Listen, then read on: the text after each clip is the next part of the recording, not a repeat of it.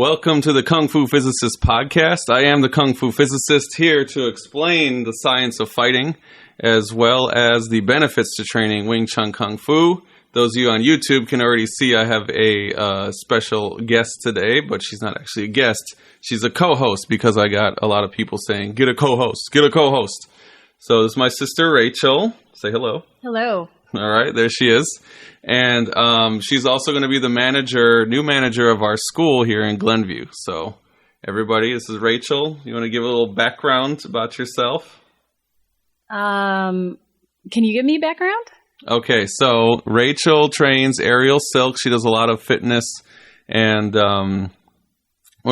flexibility training. She typically leads, silk classes, some dance classes.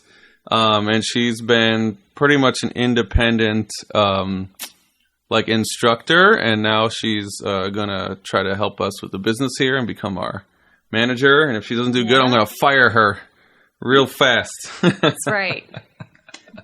He's made it very clear. Yeah, so I'm super happy to have her here. She's already doing great. Those of you guys interacting with school are probably going to act with her from now on. Okay, so how about we start going through? So it's the first time with a co-host. And so as you can see, we've crammed together the microphones here. On Spotify, you can't see it. But we are slowly upgrading our podcast capabilities. So I'm very excited about that. Let's run through. Let's see. What do we got first? All right. Did you want to speak on anything with the... Yes. So first of all, some things coming up. We have Sifu Will Parker, who is coming to town October 13th to 15th. For those of you who don't know who he is the highest level Wing Chun practitioner in the United States. In fact, in North America under Grand Master Leung Ting.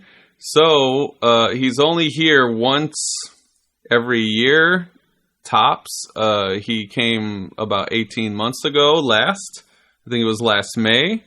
And every time you get a chance to interact with him, he really helps take your skills to the next level. So I highly recommend those of you who are in the IWTA and in our school to try to join that seminar. If you're interested in training Wing Chun, you definitely got to come check this out. Awesome. All right.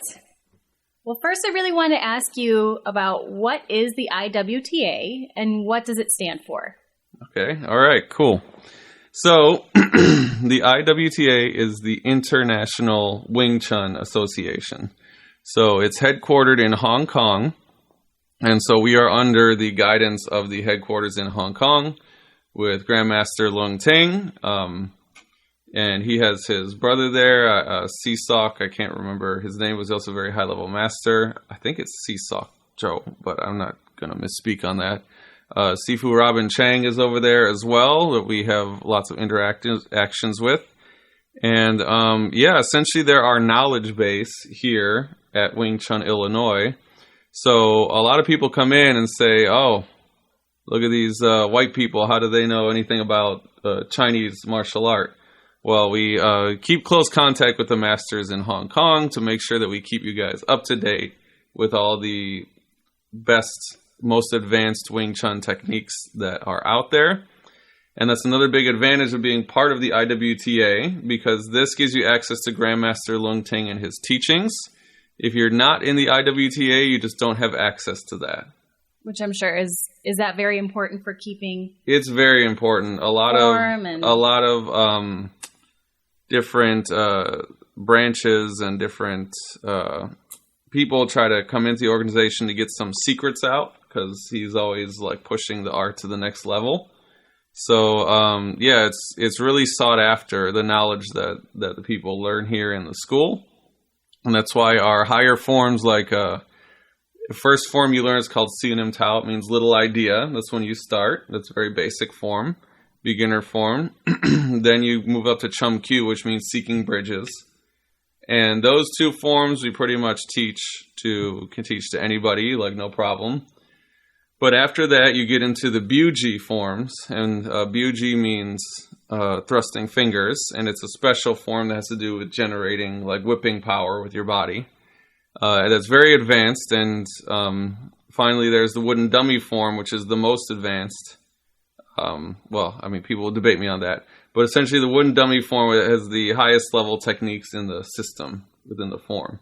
So those forms can be performed, but the details of them can only be found if you're part of the IWTA. Oh, okay. So it's just maintaining the skill, making sure the technique and skill is there and it's not getting lost in translation as it goes on. Exactly. And one other super important thing is that when you're in an IWTA school, your level is actually held up to some kind of a standard. So because we have an international standard as to what we're supposed to be doing, it's the same thing in the European Wing Chun organization or the EWTO. They have very high standards for their levels. When you're not in an organization, you don't know what you're going to get. It's a wild card. It could be, the training could be really great. The training could not be so great. But you'll never know. Yeah. Right? Because you don't bounce up against an organization that maintains high quality. Awesome.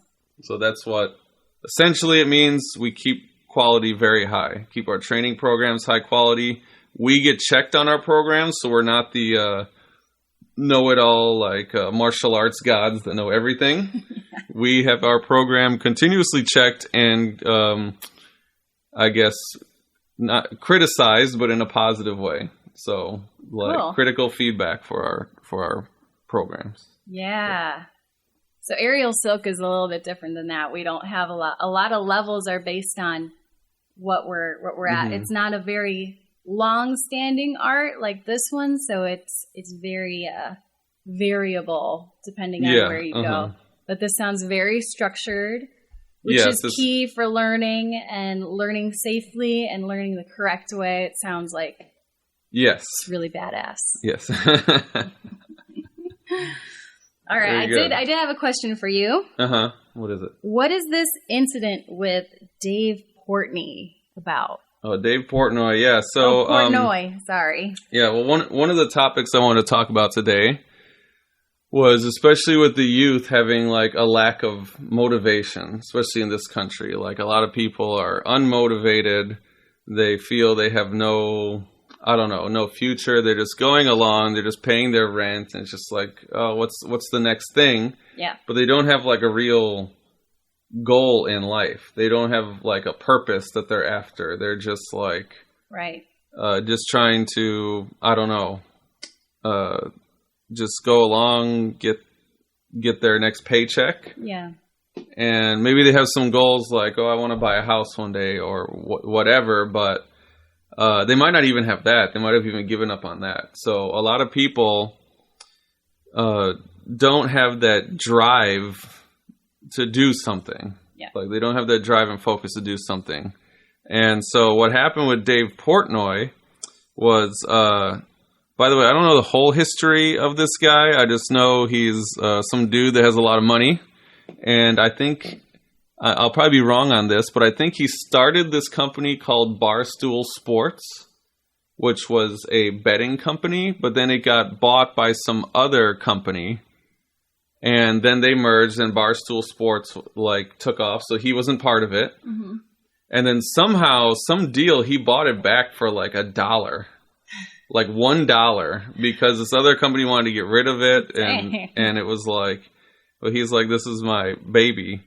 I might be saying this story wrong. Everybody in the comments just check me on this. Be you don't know what the hell you're talking about. All right. So anyway, he comes back and there's a lot of TikTok videos and it's showtime is 9 a.m.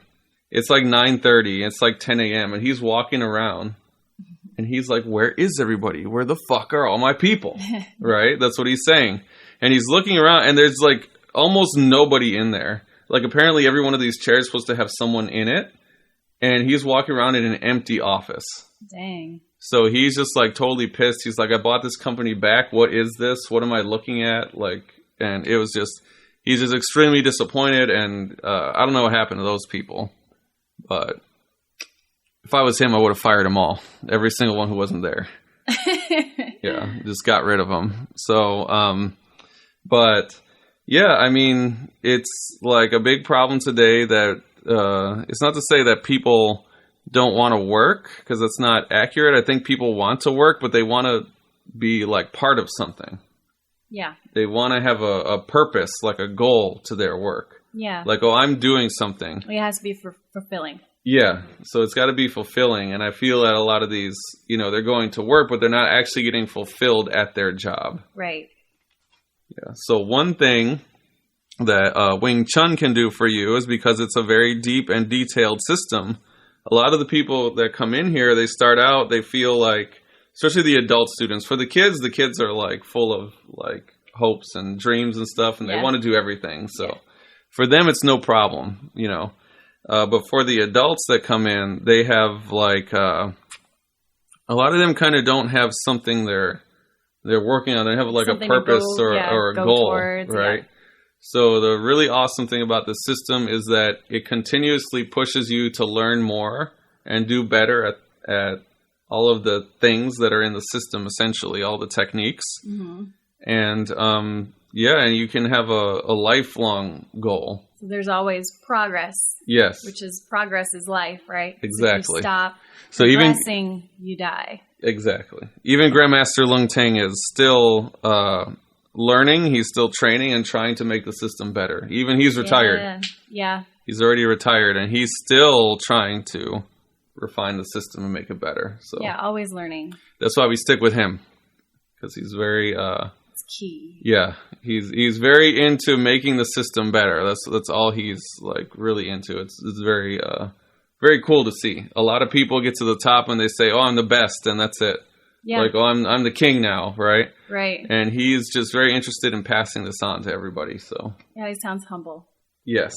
Well, he's humble, but in a fun way. Yes. Yeah, you got to interview with him, right? Yes, I got the interview with him, which was super awesome because not many people get to interview with him. So I was very surprised when he said yes. Oh, I wish I were there. Yes, I was super happy to be able to have that interview. Of course, all my equipment wasn't up to date, so I do regret that I didn't have like a nicer camera or like a multi-camera setup. Oh. But next time, hopefully, we can go to Hong Kong. And take me with.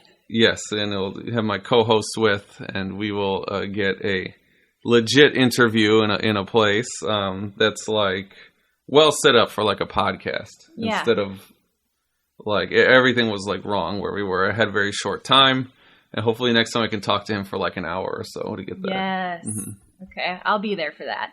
Sweet. So, what do you think it was when you were doing this interview for those students who haven't seen it yet? Why, or even just students who are not yours, why is it important for them to be watching that interview?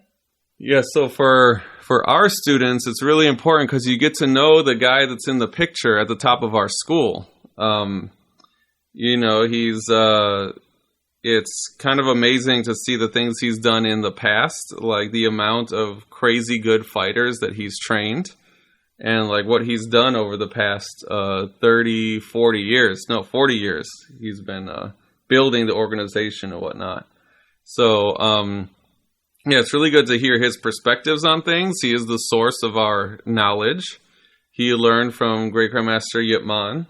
Oh, that's cool. Yes, but unlike the rest of the students, I mean, I don't know too much about the other masters, but one thing about him is that he decided to go and do a lot of research into the Wing Chun system and formulate the actual history and like the way the form was done before, and also comparing it to like other martial arts and the reason it formed. And so he did quite a significant amount of work on the system, and he also created the student level system and the technician level system that the people are training right now. Oh, that's awesome. Yes, so he created all these level systems. So, wow. Yeah, we're the first, as far as I know, from my friends and who train in other Wing Chun systems, either WINGCHUN or VINGTSUN, that this is the only system with actual like levels and an actual curriculum.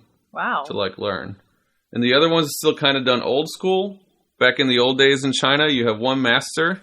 So your master you just train with him till he died, and then you had the knowledge, and so you take a pupil under you, and they train with you until you die, or you set 1 or 2 pupils, and that's it. Yeah. So eventually that person would get the system like really well. But in a day and age where we're teaching it to many people and not just one-on-one, yeah, then you have... And things could get lost. Yeah, things can get lost. Things can get hairy. Someone can learn something. Someone cannot learn something. Yeah. So that's really... it's hard to... Every time you talk about it, it seems understated. But the fact that we actually have a curriculum and like a specific training program is due to him. Yeah. Yeah.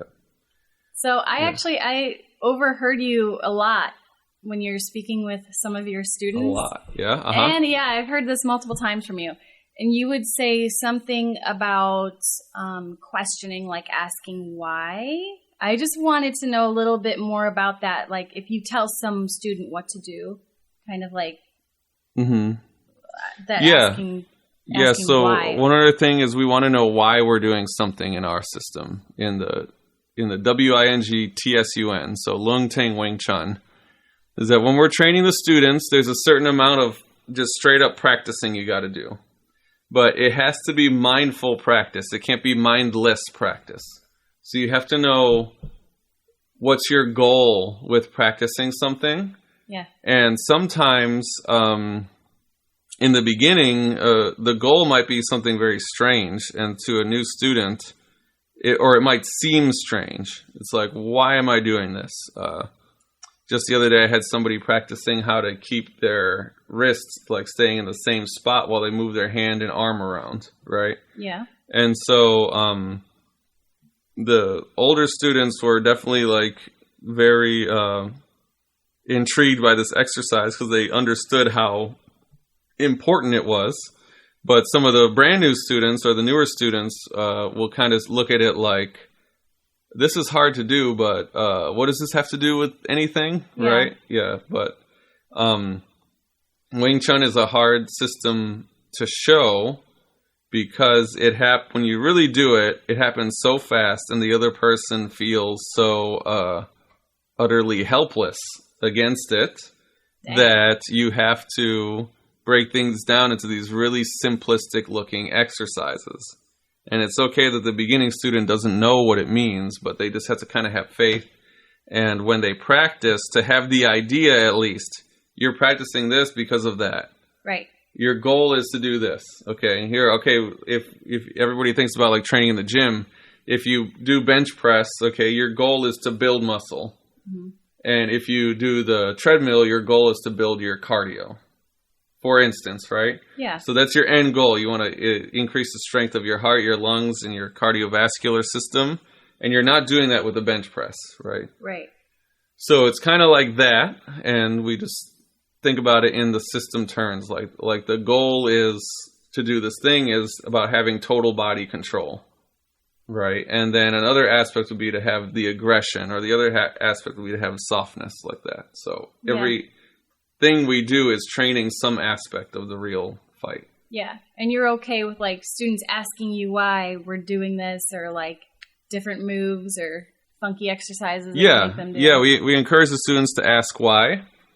Just so they know where they're going and why they're doing that exercise. Yeah, we want the students to ask why they're doing something, but don't ask too much. You got to practice too. That's right. Yeah.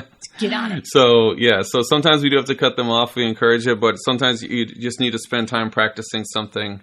And, some things you can't get. It's like a lot of times a student asks me, how do I get better at Bong Sao? One of the moves is called Bong Sao. Mm-hmm. And I have to answer, you practice. Yeah. That's it. You just, like, but how do what should I do? Continue to try. It's like, practice the move. Practice it. Come on. Keep doing it. Now do it over and over again. I don't care if you do it wrong, but try to do it right, Yeah. Do your best to do it right. Just do it. And eventually, because in the very beginning, they even lack the motor skills to be able to do it because their mind hasn't made those connections yet. Right. Yeah, so. Cool. Mm-hmm. I can see a lot of those things like transferring over to aerial silk too, because there's a lot of things that girls, they just want to get it right away, or like a lot of my students who just want it done now, and it's like it's something that you have to reach for and attain, and you have more purpose, and it's so much more fulfilling once you get it. Yeah, exactly. It's really cool. That's one other thing. Wing Chun can help you doing other things as well. Like we had one of our kid students. He was not very athletic when he came in. He's been training with us for a couple years now. He's very young. I think he's 8. But he also had problems with attention and stuff like that. And we taught him how to use these moves. And when he went to baseball, he was able to make corrections very quickly, and he outperformed like all the rest of his team, and even got invited into some league. At his age. Yeah. And his dad was like, "How is this possible? Like maybe actually it's probably the Wing Chun training." Oh, cool! Because he learned how to pay attention. The one other skill it gives you is you learn how to pay attention to your body. Yeah. That translates to your everyday life. Yeah. So, like, normally people can walk around with their shoulders slumped or shoulders up, or they might be doing something and clutching and doing stuff.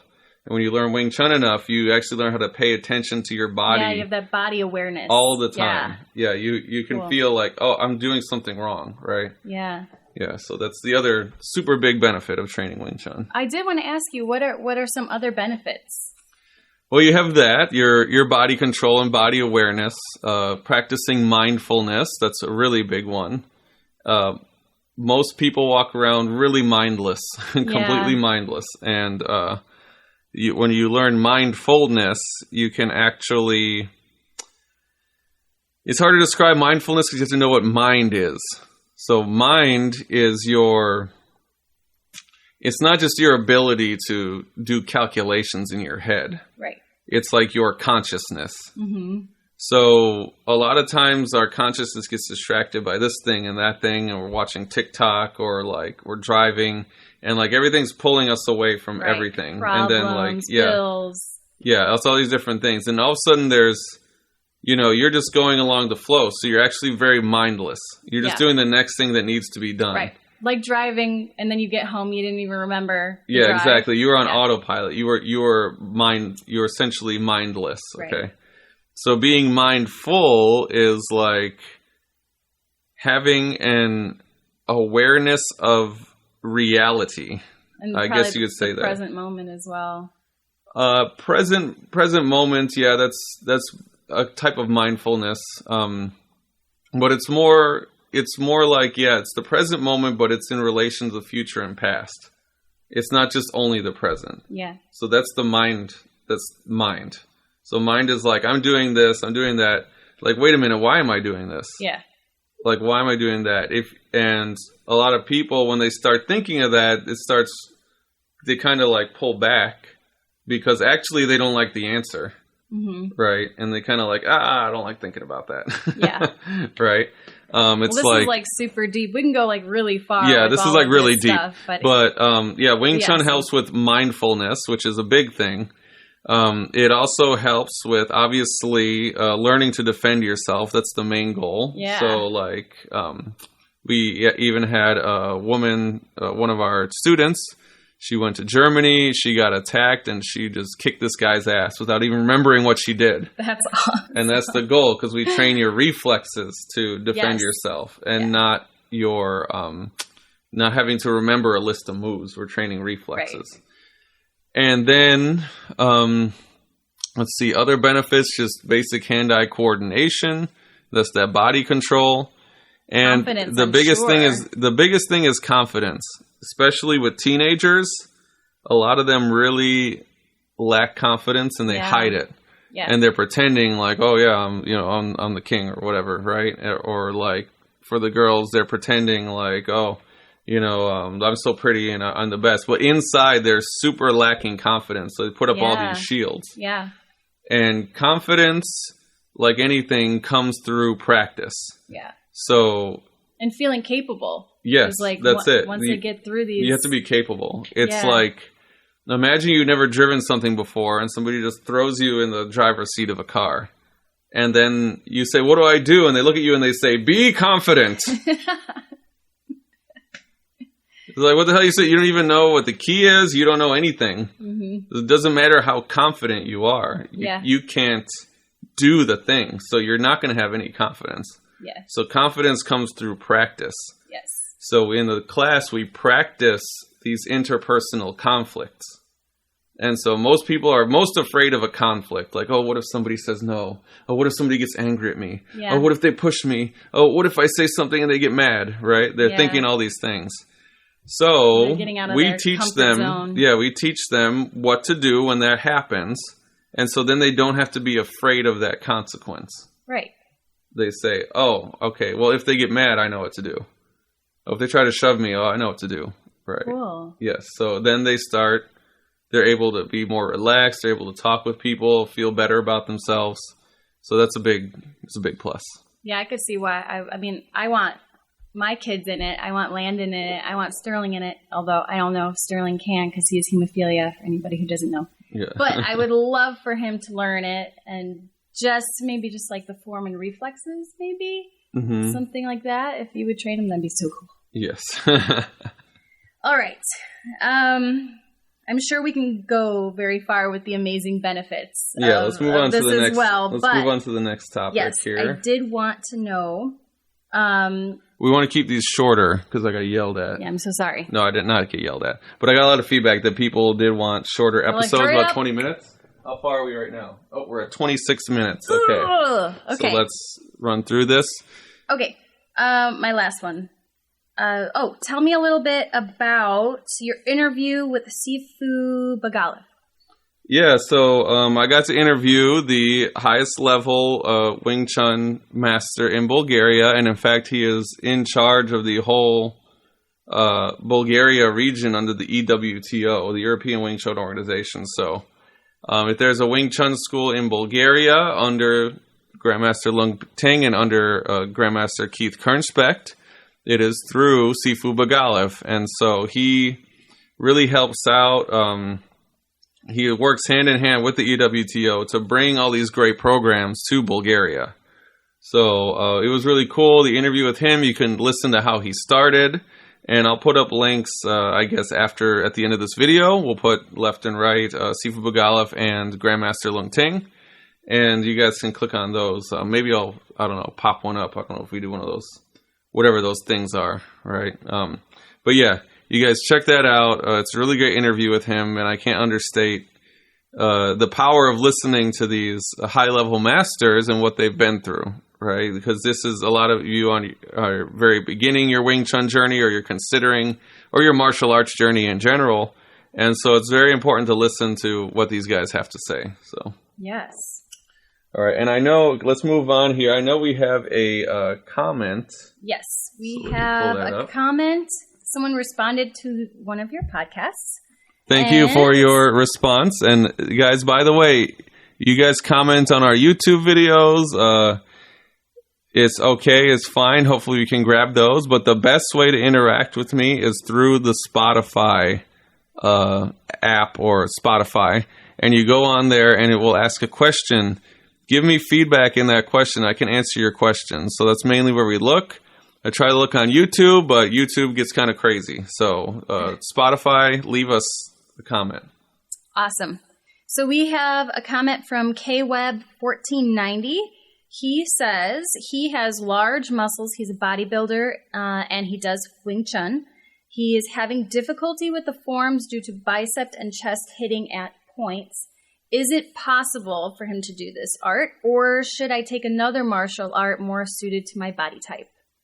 Yeah, so that's a really great question. In fact, we get that question a lot here. I have one of my students who's, for those of you who don't know, I'm about 6'2", 200 pounds. So I'm pretty tall, and I'm not super big. I'm not like a bodybuilder. Yeah, so the main answer to this is it does not have to do with your muscles. It has to do with your flexibility. That's your problem. So the problem is that if you have trained so much to get so big and you have not trained your flexibility, that can be harmful to you in general, okay? When your muscles are not flexible like that, you cannot move them around. So it's important. Even one of my students, like I said, he lifts. He's like pretty big. He's bigger than me. I don't know how many pounds he has on me, but he's definitely lifting a lot. I don't lift at all. But I do want to get into it. But it's important to dedicate a portion of your lifting to flexibility. Like, I have Yeah. seen bodybuilders who can do ridiculous things. They're like acrobats, right? Wow. Yeah, they can like do the reverse back handsprings. They can do the splits. Dang. They can do all kinds of stuff. So it doesn't have to do with the size of your muscles. It really has to do with your flexibility. So you have to dedicate a portion of your bodybuilding time to stretching. Yeah, and I recommend that after you do your workout, not directly after, but maybe the night of, or maybe a couple hours after you've done your workout. You know, when your muscles tear, okay, and then as you go about your day, they're healing. So this can happen in your sleep, you know, whenever. They're healing until the next time. If you are sitting down while they're healing, they will heal back together shorter than they were before. Yeah. So because you're constantly tearing the muscles and healing back together and the fibers are getting bigger and bigger, they're getting stronger and stronger and harder to stretch. But tight. Yeah. Yes, they're getting tighter and tighter. So you have to, probably in the beginning, you have to implement a more aggressive stretching regimen. And what I mean is that stretch for a lot longer time and gain flexibility in those joints. I recommend especially upper chest and shoulder stretches.